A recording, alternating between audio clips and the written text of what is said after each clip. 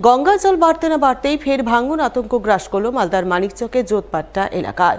গত কয়েকদিন ধরে ভাঙন চললেও সেই ভাঙন রোধে প্রশাসনিকের কোনো তৎপরতা দেখতে না পেয়ে ক্ষোভে ফুঁসছেন ভাঙন কবলিত এলাকার বাসিন্দারা।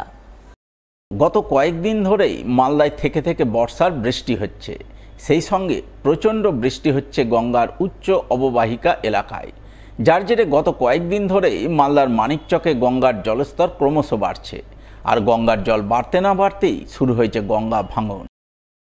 এখানে প্রত্যেক দিন নদী কাটছে, আমরা আতঙ্কে ঘুমাতে পারছি না। এটা 2-3 বছর থেকে হচ্ছে, কোনো প্রশাসন করছে না। আমরা লিখিত কমপ্লেনও দিয়েছিলাম এগ্রিকালচার সেচ দপ্তরে মালদায়, কোনো হয়নি। 2000 লোকের লিখিত দিয়েছিলাম 2-3 বছর আগে থেকে এই নদী করছে। প্রায় 200 মিটার থেকে ঢুকে গেছে নদী। আমরা সেচ দপ্তরকেও জানিয়েছিলাম, মাস পিটিশন দিয়েছিলাম 1-1.5 লোককে নিয়ে 2-3 বছর আগে আমি। গোটা গ্রামবাসী সব দিয়েছিলাম, কিন্তু কোনো অ্যাকশন হয়নি। ভাঙন চলছে মানিকচকের জোতপাট্টা থেকে রামনগর পর্যন্ত প্রায় 800 মিটার এলাকা জুড়ে, জানিয়ে ভাঙন আতঙ্কে রীতিমতো দিশেহারা হয়ে পড়েছেন জোতপাট্টা এলাকার বাসিন্দারা। তাদের বক্তব্য, গত কয়েক বছর ধরেই তাদের এলাকায় গঙ্গা আগ্রাসী থাবা বসিয়ে আসছে। ইতিমধ্যে গঙ্গার আগ্রাসী ভাঙনে একাধিক জনপদ তলিয়ে গেছে গঙ্গা গর্ভে। অবস্থা খারাপ আছে, আমরা কোথায় যে যাবো, নদীর কানহাতে আছি। রাত্রে থেকে পরশুকাল রাত্রে থেকে কাটছে, অনেক দূরে ছিল, অনেক কেটে এখানে চলে আসি। আমরা ভয়ের মধ্যে আছি না, এই তো বাড়ি, এই যে দালান দেখা যাচ্ছে। আমাদের কোনো ব্যবস্থা নাই, আমরা নদীর ধারে আছি, আমাদের কোনো ব্যবস্থা তো করতে হবে। বর্তমানে জোতপাট্টা এলাকায় নদীবাঁধ থেকে প্রায় 50 মিটার দূর দিয়েই বয়ে চলেছে ভয়ঙ্করী গঙ্গা। নদীর জল বাড়ার সঙ্গে সঙ্গে শুরু হয়েছে নদী ভাঙন। তবে মঙ্গলবার সকাল থেকে ভাঙন অনেকটাই তীব্রতর হয়েছে, যা দেখে আতঙ্কে তাদের বুক কেঁপে উঠছে।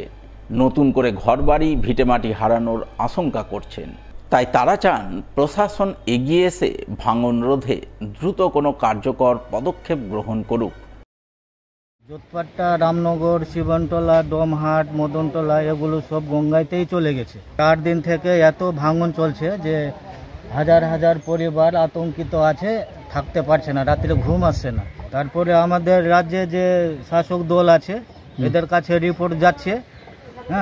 তো আমরা সমাজ মিলে, গ্রাম মিলে আমরা চাঁদার ব্যবস্থা করছি, যে চাঁদা তুলে আমরা গঙ্গা ভাঙন রুখবো। তো আমরা যদি সমাজ মিলে চাঁদা যদি তুলে গঙ্গা ভাঙন রুখি, তাহলে আমরা শাসক দলের বিরুদ্ধে আমরা রাস্তায় নামবো। প্রশাসন কোনো কাজই করছে না এবং দেখতেও আসছে না। পুরাতন মালদা পৌরসভা এলাকায় যত্রতত্র রাস্তাঘাটে ঘুরে বেড়াচ্ছে গবাদি পশু, যে কারণে রাস্তাঘাটে হামেশাই ঘটছে দুর্ঘটনা। রাস্তায় চলতে গিয়ে সমস্যায় পড়ছেন সাধারণ মানুষ। তাই রাস্তাঘাটে ঘুরে বেড়ানো গবাদি পশুর অবাধ বিচরণ বন্ধের দাবি তুলে সরব হলেন পুরাতন মালদার মঙ্গলবাড়ি নবান্ন ওয়েলফেয়ার সোসাইটির সদস্যরা। তারা তাদের দাবিতে লিখিত আবেদন জমা করলেন মালদা থানা, পুরাতন মালদা পৌরসভা এবং মঙ্গলবাড়ি পুলিশ ফাঁড়িতে।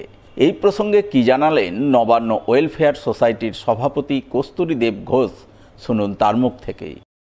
রাস্তাঘাটে যে গবাদি পশু রাস্তাঘাটে আমরা দেখতে পাচ্ছি, তাদের জন্য পথ চলতি মানুষদের ভীষণই কষ্ট হচ্ছে এবং আমাদের কিছু নাগরিক, সুধী নাগরিক আমাদেরকে নবান্ন ওয়েলফেয়ার সোসাইটিকে জানিয়েছেন তাদের অসুবিধার কথা।